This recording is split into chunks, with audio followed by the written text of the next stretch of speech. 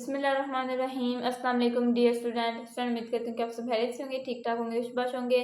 Dear student, आज हम पढ़ेंगे क्लास 9th की केमिस्ट्री के बारे में। केमिस्ट्री का चैप्टर 10 है, बाब नंबर 10, माहौलियाती केमिस्ट्री, इन्वायरमेंटल केमिस्ट्री। ये हमने स्टार्ट किया था इसका। इस चैप्टर का हमने कल सिर्फ इंट्रोडक्शन पढ़ा था कि केमिस्ट्री की जो इन्वायरमेंटल केमिस्ट्री है उसकी हमने डेफिनेशन पढ़ी कि माहौल में मौजूद जो केमिकल्स और दूसरी किस्म की जो लुगियाँ होती है उसका मुताला किया जाता है, उसको माहौलियाती केमिस्ट्री कहते हैं। फिर हमने पढ़ा कि जो माहौलियाती केमिस्ट्री हमारे मजमून का एक हिस्सा बन चुकी है कि इसका मकसद लोगों में आगाही पैदा करना कि ये हमारे जो माहौल में लुदगियाँ, माहौल को लुदगी से कैसे बचाया जा सकता है। फिर हमने पढ़ा कि जो सनती इनकलाब यानी कि इंडस्ट्रियल सतह पर कैसे इसको रोका जा सकता है कि इंडस्ट्रियल सतह पर कारखानों वगैरह में जो फैक्ट्री कारखाने हैं उनमें जब नुकसानदार जो गैसेस होती हैं, जो धुआं होता है, जब वो हवा में हारी जो करते हैं, हवा में जब वो मिल जाता है तो वो इंसानों के लिए सांस लेना मुहाल हो जाता है, मुश्किल हो जाता है। ज़्यादा जब कुदरती गैस, कोयला, पेट्रोलियम वगैरह जैसे फॉसिल फ्यूल्स का ज़्यादा इस्तेमाल होगा तो ये गैसें हवा में शामिल हो जाएँगी। ये ज़्यादातर बड़े शहरों में होता है। तो ज़्यादा बड़े जैसे-जैसे बड़े-बड़े शहर होंगे तो वहाँ पे जितने बड़े शहर होंगे, जितनी बड़ी सिटीज़ होंगी, वहाँ पे ना फैक्ट्रियाँ उतनी ही ज़्यादा होंगी, जो है उतने ही ज़्यादा कारखाने होंगे। तो इस वजह से वहाँ पे जो नुकसानदार जो गैसेज़ होते हैं, धुआँ वगैरह जो तो वो हवा में शामिल हो जाता है, इंसान का साँस लेना मुश्किल हो जाता है। फिर हमने पढ़ा है कि खाद्यों, फसलों वगैरह में जो कीड़े मार दवात हैं, जब ये फसलें जो खाद्य हैं हमारी, इनमें जो कीड़ों को मारने के लिए जो कीड़े जो होते हैं, कीड़े-मकोड़े, उनको मारने के लिए जो है कीड़े मार दवात का इस्तेमाल किया जाता है, छिड़काई जाती हैं ये जो अद्वियात, और फिर इंसानों, जानवरों, परिंदों, इन सबके लिए नुकसानदायक, सबके लिए बहुत बुरी हैं। तो कहते हैं कि हमें इस चीज़ को रोकना चाहिए कि ये जो कीड़े मार जो अद्वियात है, ये जब खाद्य और फसलें हैं, इनके लिए ठीक नहीं है।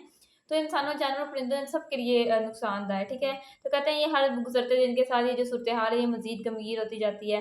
तो कहते हैं हुकूमत को चाहिए कि इस पे कंट्रोल करे, हवा में जो लुदगी है, सो इसको कंट्रोल करने के लिए कोई ना कोई इक़दामात ज़रूर करे।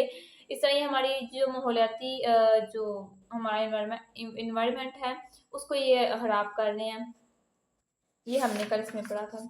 आज हम इसका जो नेक्स्ट टॉपिक है, टॉपिक 10.1, कुराए हवाई के अज्जाए तरकीबी, ठीक है?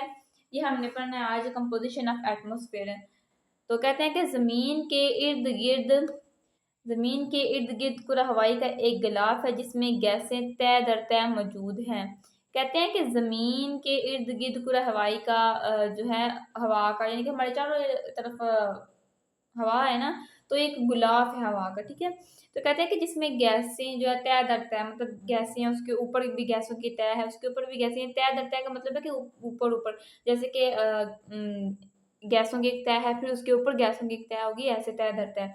तो कहते हैं ये हवा जानदारों और पौधों दोनों के लिए बहुत ज़रूरी है, ठीक है? ये जो हवा है, ज़रा जानदारों, पौधों सबके लिए ज़रूरी है, दोनों के लिए ज़रूरी है। पौधों के लिए भी खुराक वगैरह बनाने के लिए भी ज़्यादा हवा की ज़रूरत होती है, अपना सब निज़ाम होता है ना उनका। तो कहते हैं जानदारों के लिए भी ये बहुत ज़रूरी है।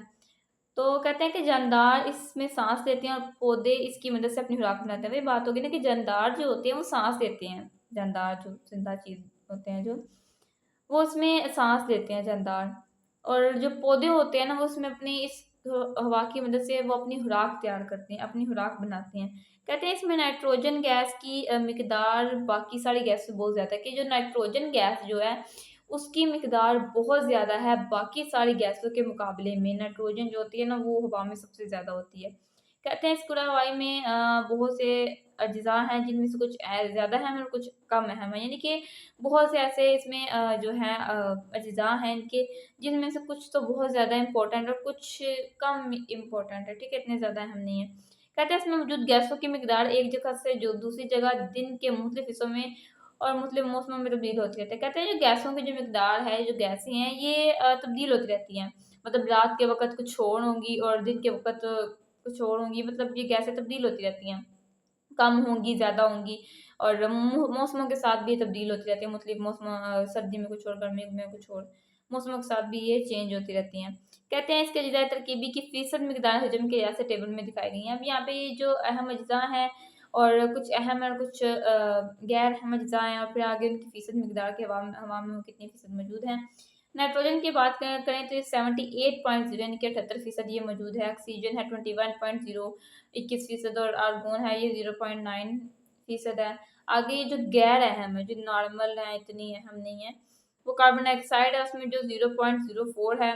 और नोबल गैस, ये जो हमने पढ़ा था प्रोडक्ट टेबल में नोबल गैसेस के बारे में, वो 1.0 अबाउट। अभी बहरात मतगय्यर मतलब तब्दील होते रहते हैं हवा में नमी के लिहाज से, ठीक है। हवा में नमी के लिहाज से डिपेंड करता है ये जो तब्दील होते रहते हैं। मतलब अगर हम बात करें कराची की, बात करें तो कराची में ना समुद्र की वजह से वहाँ की जो हवा है इसमें बहुत ज़्यादा नमी होती है, ठीक है। ये चेंज होती रहती है मौसम के लिहाज से, ठीक है। जो वक़्त के लिहाज से, मौसमों के लिहाज से जो है ना, ये चेंज होती रहती है हवा में नमी के लिहाज से, ठीक है। मुतगय्यर होती है ये। तो ये उसमें इसमें बता रहे हैं कि जो अहम अज्जा और गैर अहम अज्जा, ये जो हवा में कितने फ़ीसद ये इनकी मिकदार मौजूद है, ठीक है। ओके स्टूडेंट, तो आज का हमारा टॉपिक था चैप्टर 10 का टॉपिक 10.1 कुराए हवाई के अज्जाए तरकीबी, कंपोजिशन ऑफ एटमॉस्फेयर के बारे में, कि हमारे एटमॉस्फेयर है उसमें कौन कौन सी गैसेज वगैरह शामिल है, ठीक है। वो आज हमने पढ़ी है। तो आई होप सो कि जो मैंने भी आप लोगों को समझाया आप लोगों को समझ आ गई होगी। ये एज अ लॉन्ग क्वेश्चन आपसे पूछ सकते हैं, लॉन्ग क्वेश्चन ये आ सकते हैं, कुराए हवाई के अज्जाए तरकीबी लिखे, ये वो आपसे पूछ सकते हैं। आपने ये जो आगे ये जो nitrogen, oxygen, argon, carbon dioxide, noble gas जो अभी बढ़ाते हैं, इनके आगे ये फीसद मिकदार आपने लाजमी याद कर लेनी है। ये आई थिंक एमसीक्यूज में पूछ सकते हैं, ये ज़रा एमसीक्यूज भी बन सकते हैं यहाँ से, तो आपने लॉन्ग क्वेश्चन में याद कर लेना है।